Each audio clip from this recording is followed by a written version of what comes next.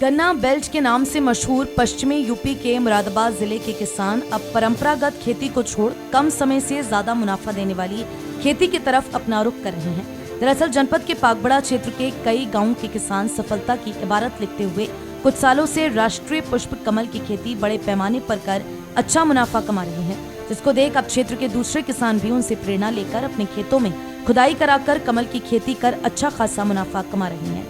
किसान कहते हैं कि गन्ने की खेती में बकाया भुगतान जैसी एक बड़ी समस्या रहती है, लेकिन कमल फूलों की खेती की बिक्री के लिए उनको भटकना नहीं पड़ता।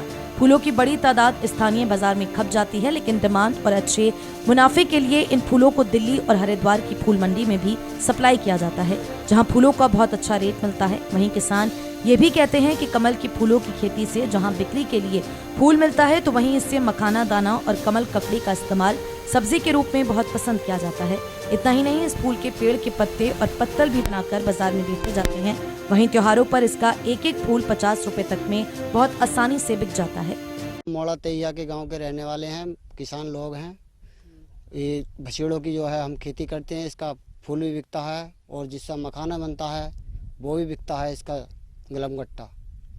और 2.5-3 महीने में फसल तैयार हो जाती है, जिससे कि हम मजदूरों को ज़्यादातर इसे रोजगार मिलता है। फायदे की कितने फायदेमंद है दूसरी खेती? ये दूसरी गेहूँ धान से ज़्यादा पैदावार देती है ये खेती।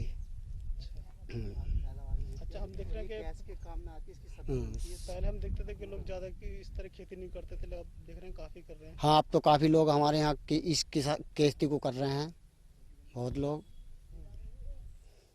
फायदा है बढ़िया। हाँ, बढ़िया फ़ायदा है और ज़्यादातर दिल्ली मुरादाबाद सब मंडियों में यही माल बिक जाता है। फ़ायदेमंद बहुत चीज़ है ये, खाने की शुद्ध सब्जी है, सबसे बढ़िया।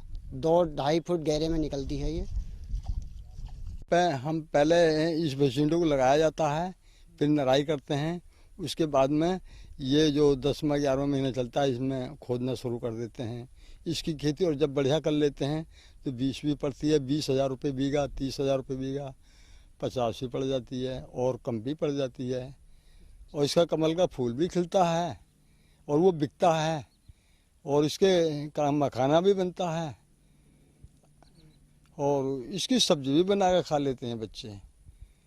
हाँ, और इससे बहुत तगड़ा लाभ है। इसे बारिश होगी तो इसमें कोई लागत का काम नहीं है, बस नराई का काम है बस।